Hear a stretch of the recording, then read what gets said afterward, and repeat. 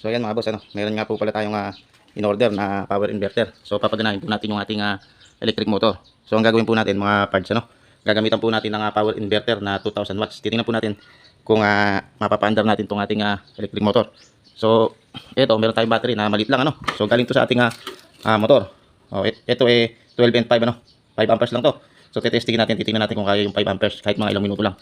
Mga parts, kaya panoorin niyo po yung ating video. Marami pa po tayong i-upload tungkol sa mga solar setup, So ito, model pa lang ako ng panel, yung dito natin ikakabit sa taas, So ito, tetestingin muna natin tong ating in-order na power inverter na 2000 watts, tapos meron tayong 5 amperes na 12 volts, na battery. So okay, testing na po natin mga parts kung mapapandar po natin yung ating electric motor. So yun, dinrain ko na po yun yung laman ng tangke ng ating electric motor, So tinanggal ko na rin po yung mga wire doon sa taas.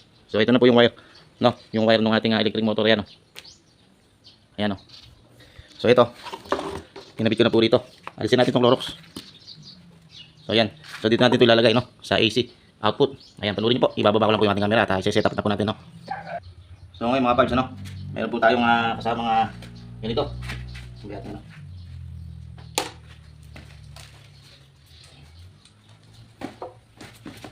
So ayan, yung clip sa battery.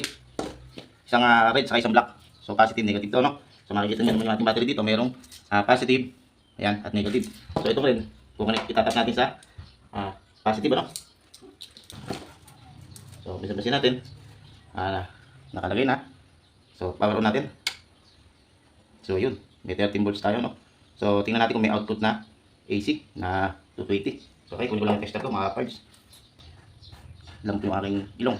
So meron tayong AC na 228, So subukan natin sa yung ating electric motor, Using ko lang yung ating camera. So ngayon, sasaksak natin yung ating electric motor. So pakinggan po natin kung kapapagana, So okay, saksak na po natin, Ayan mga parts. So isaksak po natin yung ating electric motor. Ito po yung kuryente ng ating electric motor. Ayusin ko lang po, So yan, sinsya na kayo. Ayos ko yung wire. Ayusin po natin yung wire. So saksak po natin, tingnan po natin kung handa. Okay, saksak na po natin. Ayaw, hindi kaya. Umugong lang. So hindi kaya paanda rin, So subukan naman natin mga parts sa ibang appliances kung makakaya. Siguro mahina yung ating battery, so kinakailangan pa natin magdagdag para makaya yung electric motor. So tingnan natin sa mga ibang appliances, Kaya panuorin niyo po at tapusin niyo po yung ating video. Kayang paanda rin yung electric pan, mga parts. So 2000 watts, tingnan natin. So ito, yung ating clip dito sa ating battery. So i-clip natin. Positive. So negative. So ayan. Paanda rin natin. So yun. Paanda rin yung electric pan, mga parts, Uy, malakas. Malakas, number 1 pa lang. So number 2. Yun, malakas. Number 3. Ayun, So yung supply po natin sa battery 12.0, 12.0. So okay, ayos. 5 amperes na na 12 volts na battery. Napaandar yung ating electric pan, Ayos na ayos. So subukan naman natin itong ating induction cooker, So meron tayong battery na 20 amperes. So sinamahan natin ng 5 amperes, bali 25 amperes yan, parts, So okay. So ngayon, sinubukan ko munang i-charge, habang ginagamit natin naka-charge. So tingnan natin kung makakaya ng ating inverter na 2000 watts, So power natin. So yun. So meron siyang 12.9. Ayun, 13 volts na DC. Yung ating battery 13 volts. So subukan natin isaksak itong induction cooker, mga lodi. Iyo. So okay, gumana. So hindi pa yung nagpa-power on, I-power on natin. So may laman tong tubig, konti lang. Ayan, So pasensya na kayo mga parts, kung dito tayo nagte-testing. Ito pinagawa ko to. Kumaga parang to. Ano lang to, yung tambakan, bodega. So okay, so tingnan natin ano yung ating power inverter na 2000 watts kung kaya yung induction cooker. So ang battery natin 12 volts na ilang amperes to? 25 amperes. Dalawa yan, isang 5 amperes at isang 20 amperes. So 12 volts din yung isa na yun, yung maliit. So okay, power on natin. So okay, function, yung gumana. So stir fry 3500. Tingnan natin kung mapapakulo. So okay, bumaba yung ating battery na 9.3. So okay, dire-diretso pa rin yung unit. So 9.2 na lang ang ating battery. Wala na siyang 12 volts. So ayan. So mapapakulo. So 9.2. So gumagana yung ating inverter. Tingnan natin kung mapapakulo ano. So bumababa yung ating voltahe ng battery, 9.1.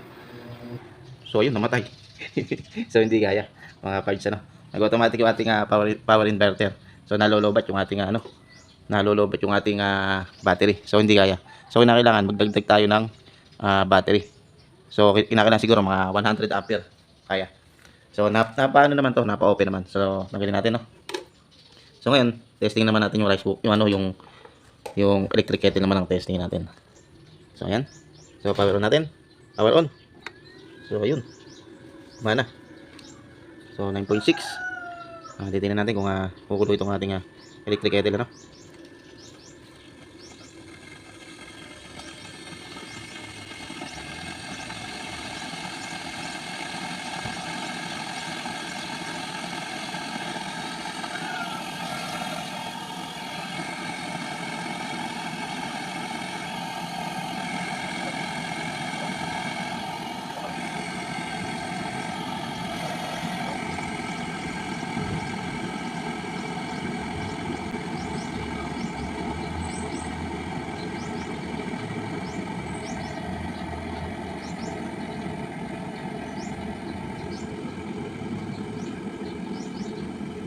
So yan, mukhang mapapakulo yung ating electric kettle ano. So yun, automatic na. Napakulo yung ating electric kettle. Oh. So okay, balik siya sa 12.4. So yan. So dapat yung battery natin no ay malaki para magdire-diretso yung supply niya. Maliit kasi yung ating battery na 12 volts lang ay 25 amperes. So mahina no. So kailangan malaki yung ating battery. So yan. Ang gawin naman natin mga parts no.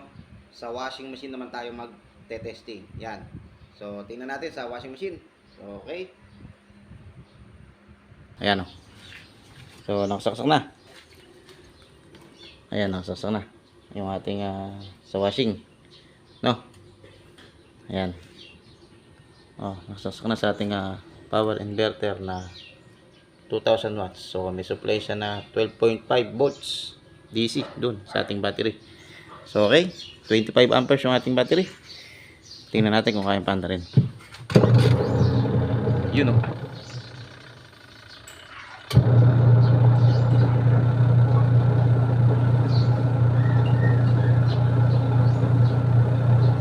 Yun o.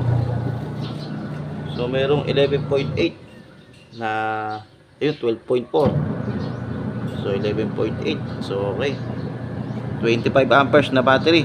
2000 watts na inverter, kaya paanda rin yung washing mga parts no? So tingnan natin yung automatic. Tanggalin natin to. So ayan, napansin nyo namatay yung ating washing. So saan ba yung saksakan ng automatic? Ito, tanggalin natin sa saksakan sa ating bahay no? Ayan. So okay, yung saksakan na to, ito ay sa automatic washing machine. So tingnan natin, saksak natin. So okay, hindi natin gagana. Set natin sa spin. So itong aking automatic washing machine na to mga parts ay pinalitan ko na to ng board ano. Universal board na yung aking inilagay. So tingnan natin. Ayan, alalaman. So tingnan natin ano. Power on. So ayun, nag-power on. So tingnan natin ano. Set natin sa spin. So spin. So start. So ayan. Tingnan natin. Bumabatak yung drain motor niya. Tingnan natin kung mag-i-spin. So tingnan natin yung supply dito. So meron tayong 12.5 DC, no? Ito kasi yung supply ng ating battery ito, no? Yung 12.5 volts. So ito yung ating AC. So tingnan natin ano. Kung mapapagana yung ating washing. Nice to. Yun oh.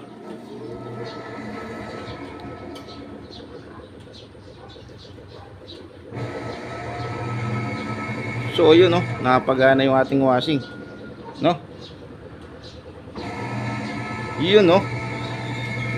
So ilang watts to? So tingnan nyo oh. So mamaya titingnan natin kung ilang watts ano. So patayin na natin. So titingnan natin kung ilang watts to. So patayin natin no. Pause muna natin. So under pa rin no. Tingnan natin supply. So hindi pa rin nagbabago yung supply ng ating battery. Ayos na ayos to. So pause na natin.